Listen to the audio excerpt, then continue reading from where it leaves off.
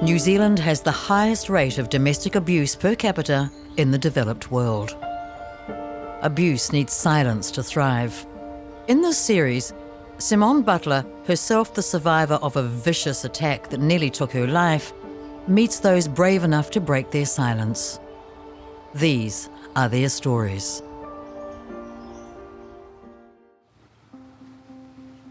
I haven't seen this photo for a long, long time. I look quite a happy kid, but I know I wasn't. Brings back memories of that household. I'm 54 years old now, up until my 40s, a perpetrator of domestic violence on multiple partners over the years, and a couple of children from one of those relationships were also dragged through the cycle. I call it a bit of a curse that I've put on my family. I would have protected my family with my life, my kids, from anybody else. Never, ever did I think to myself or look inwardly at myself and think that maybe my family needed protection from me and my behaviour. To fully understand the dynamics of domestic abuse, it was crucial for Simonne to speak not only to victims, but also to a perpetrator. Kia ora, Jeremy. Yeah, kia ora, Simonne. Pleased to meet you. Thank you. So, with some trepidation, she visits Jeremy, a former abuser who now speaks openly about his past. And the thing about the domestic violence is it starts at low level stuff. So the verbal stuff, it starts off once every 2 months or once a month, once every 2 weeks, once a week, once every second night. Your family's walking around on eggshells. My household got like that fairly quickly. In the beginning, Jeremy rationalised his behaviour. The wankers were the guys that hit. I only raised my voice and stuff like that, so I'm okay as long as I'm not hitting anyone. That slowly started to change, offended in all sorts of ways. But as he became more violent, he also became more adept at covering it up. I've worked out that there was an element of calculation in everything that I was doing. Hits around the legs and torso where it was going to be covered up. My ex-wife, she never, ever went to work with a fat lip or a black eye. I had visits from police over the years, family members, all this sort of stuff, but I have no convictions or anything like that, so there was no consequences for my behaviour. And the thing is, the longer you're in this world, the better you get at it. You know exactly what to say to hurt the most, you know exactly what to do, you know how far to push before that phone call to the police gets made. As his abuse escalated, Jeremy managed to hide it from his colleagues and even those closest to him. I've seen him from the time I was 8 to growing up together, that I never knew that that's what happened behind closed doors with Jeremy. I had no idea. Alinea is now Jeremy's partner. They got together a few years after he began to change.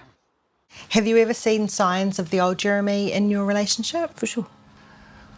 When it first happened, not long after I first moved in here, and like I was saying, that's 8 years ago, and not long after Jeremy started on his journey, there would be instances where he'd fire up over small things, and at first I'm like, what the f***? I remember sitting on the floor right here one day in front of him and just saying, stop being so mean. Just because he would go into that survival mode, he'd ping, and he'd have to go for a walk and calm himself down. Instead of lashing out, Jeremy's now learned to control his anger. But in the past, it was anger that controlled him. By 45, I was pretty resigned to the fact that I was going to be a lonely old drunk, that I can't change. This is me, you just take me the way I am. If you can't handle the heat in my kitchen, then piss off. And they kept pissing off, But by chance, Jeremy went along to support a friend at an anger management course. While there, he realised that it wasn't just his friend who desperately needed help. When you're in this world, you live in a world of minimisation and denial. And part of my minimisation was that I wasn't as bad as this guy. But doing the course turned his view of himself on its head. Made me realise that what I was doing was fairly far removed from normal. So I did the course 20 weeks and then I did another 20 weeks because it was particularly around the psychological abuse. Slowly started to realise that everything pretty much that I thought what it was to be a man, a father and a partner was bullshit, was lies.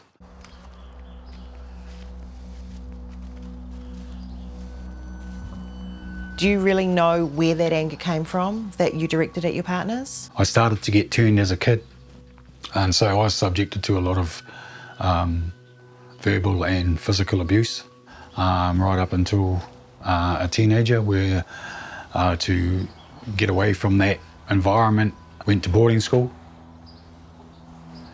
There was a particular incident at boarding school of a sexual nature that wasn't dealt with. And from then was where I lost trust of big people. It's not what happens to you on the outside, it's what it does to you on the inside. And if you don't, like I said, I didn't know what isolation was, I didn't know what rejection was, I didn't, all that type of stuff, and that's the stuff that slowly builds up and it normally manifests itself in violence. And left that place pretty mixed up, angry, revengeful, with my beliefs and my value system well instilled in me that if you want to get anything in life, you yell and scream to start off with, and if that doesn't work, then use your fists. These days, Jeremy gives public talks to at-risk men, using his past as a cautionary tale. Every domestic violence incident has the chance that it could turn into a homicide. Just with a two-hearted push, a two-hearted one punch one night. And that's only through good luck and not good management by me did I not ever add to those statistics. What was it that saved Jeremy from descending down that path? It was a flash of self-awareness he had while attending the anger management course. Asked to do a role play, and it was an abusive partner. And I dropped into that role so very easily because that's the person I'd been for a long time. But the person that I was role playing with was the female facilitator, quite an old lady. Was yelling and screaming at her, made her make eye contact with me by touching her chin, and she said, "Stop, you're scaring me." And then I could see tears in her eyes. And something clicked in my head.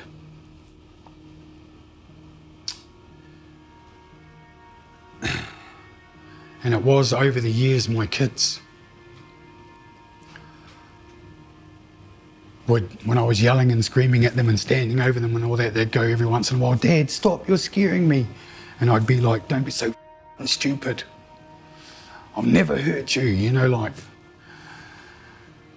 And I looked at this woman and something just flooded over me, and I'd done something that I hadn't done since I was a kid, and I just burst into tears and I couldn't stop. But then she just sat down with me. And then she asked me a question that no one had ever asked me in my life. Those policemen over the years, my mates, the few that knew what I was up to and stuff like that, no one had ever asked me. And she said, "What makes you tick, Jeremy?